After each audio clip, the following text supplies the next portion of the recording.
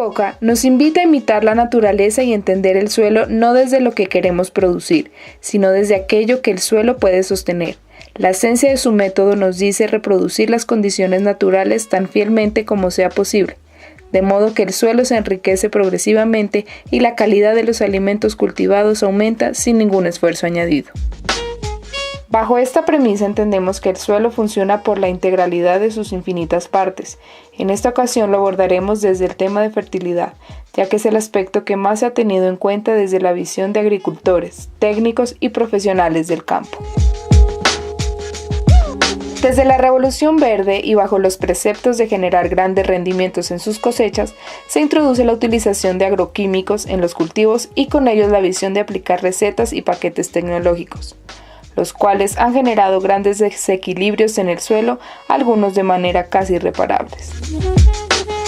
La idea del suelo inerte nace del enfoque de Revolución Verde, que desvirtuó la cosmovisión ancestral del suelo como la madre que alimenta, que cría, que mantiene y da vida. La fertilidad del suelo se mide de acuerdo en qué tan equilibrado se encuentra el lugar. Para ello es clave la existencia e interacción de las 3 M's: los microorganismos, la materia orgánica y los minerales. Los microorganismos.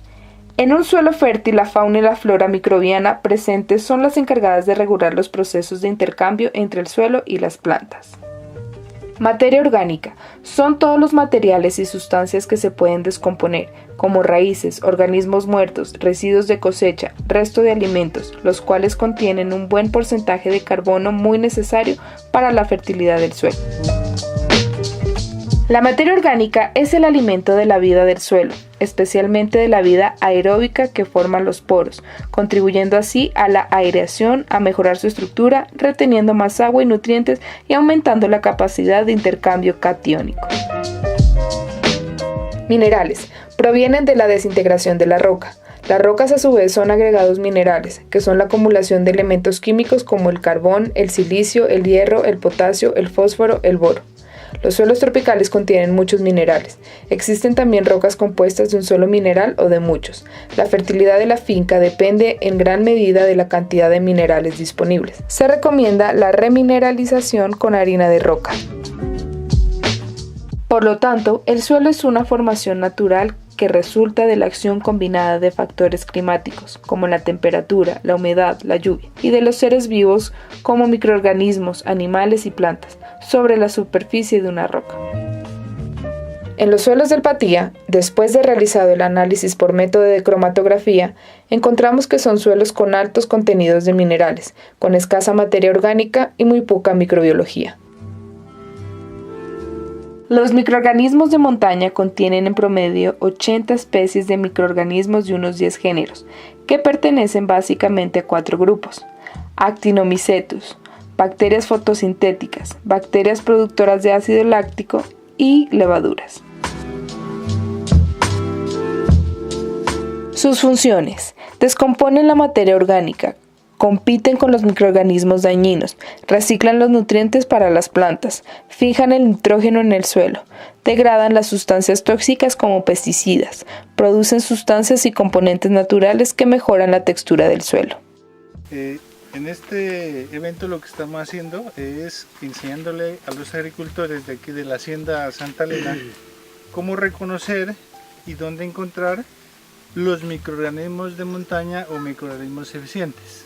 Entonces, debajo de los árboles donde se acumula hojarasca, donde permanece, digamos, el suelo quieto, donde no hay invasión ni de seres humanos ni de animales, estos microorganismos en el depósito de la hojarasca van descomponiendo paulatinamente, y a través de este proceso lo que ellos hacen es una meteorización de los minerales, y finalmente lo que tenemos aquí es mucho microorganismo para desdoblar muchos nutrientes. Ahí lo que estamos haciendo es una captura para reproducirlos ya de una manera un poco más artificial en el lugar donde vamos a estar en el seminario.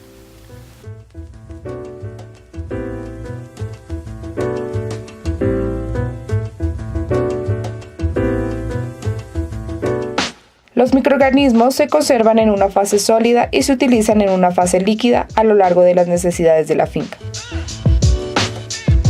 Para la fase sólida necesitamos un inóculo de microorganismos, un carbohidrato como sustancia y energía, un azúcar como energía. Para la fase líquida necesitamos un inóculo de microorganismos de montaña sólidos, un azúcar como energía, agua limpia sin cloro. Reproducción de microorganismos de montaña en fase sólida. Los insumos: un tanque de 100 litros con tapa hermética, sustrato de montaña, 2 sacos, harina o afrecho de trigo, maíz, haba, arroz, 1 saco y melaza, 1 galón. Mezclamos el sustrato de bosque con microorganismos de montaña y la harina que se utiliza como sustrato. Mojar la mezcla con la melaza removiendo constantemente hasta que la mezcla llegue al punto de la prueba del puño. Se coloca la mezcla preparada en el recipiente de 100 litros, apisionando bien hasta llenarlo. La finalidad de apisionar la mezcla es sacar todo el aire del recipiente, pues de esa manera se crean las condiciones para la reproducción anaeróbica de los microorganismos. Luego cerrar herméticamente y dejar fermentar bajo sombra.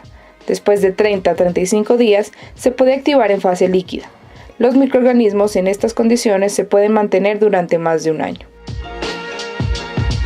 Reproducción de microorganismos de montaña en fase líquida. Llenar en un recipiente de 120 litros y 1 galón de melaza. Preparar un costal tipo malla o tul con 4 kilos de microorganismos de montaña sólido y colocarlo en el costal o tul. Mantener el recipiente bajo sombra. Es clave tener en cuenta que a los 4 días se desarrollan hongos, a los 8 días las bacterias y entre 15 a 25 días las levaduras. El agua irá tomando el color y olor de la chicha, olor a fermentado.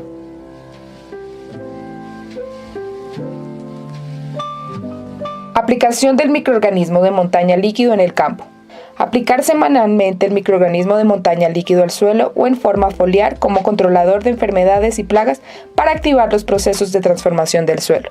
Aplicar con regadera o bomba a razón de 1 litro de microorganismos de montaña líquido por 20 litros de agua. Se recomienda no hacerlo en días muy soleados y experimentar la dosis según particularidades del suelo. Es fundamental comprender que el suelo, ese suelo que nos da la producción de nuestros alimentos, es un ser vivo, pero no solamente quedarnos en mencionar que es un ser vivo, sino entender que ese suelo, ese ser vivo, está compuesto de minerales, está compuesto de materia orgánica y está compuesto de macro y microorganismos. Lo hemos trabajado dentro de esta escuela porque la mayoría de suelos, en un 90% de los suelos, de todos los sistemas productivos pequeños, grandes, medianos que existen en el Patía, están contaminados por el gran uso de agrotóxicos, por el gran uso de venenos y por el uso de maquinaria como tractores, que en estos suelos ya se mira que están compactados, que son suelos que están descubiertos, que no hay protección, que no hay coberturas verdes, que no hay barreras vivas, ¿sí? Que son suelos que están completamente desprotegidos y entonces son propensos a perder su humedad y por lo tanto al perder la humedad pierden su fertilidad natural, la cual es producto de que tengan sus microorganismos y su relación con los minerales y con la materia orgánica que hay allí. No tenía el conocimiento de cómo se preparaban estos abonos orgánicos que nos van a servir mucho porque nosotros en nuestros cultivos necesitamos que no volver como este tiempo que estamos con abonos químicos y eso, sino que producir el nuevo abono orgánico y tener muchos mejores productos más sanos para nuestra salud.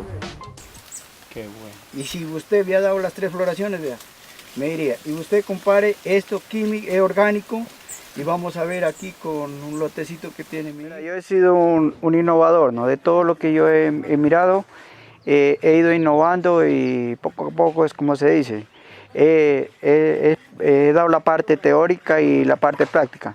¿Qué nosotros tocaría? Que la gente no se lleve nomás en la teoría. Como ser, si hoy día le damos una parte de teoría, pero pongámoslo a la práctica, que lo practiquen en todos sus suelos, que según los suelos que tengan, le hagamos el manejo.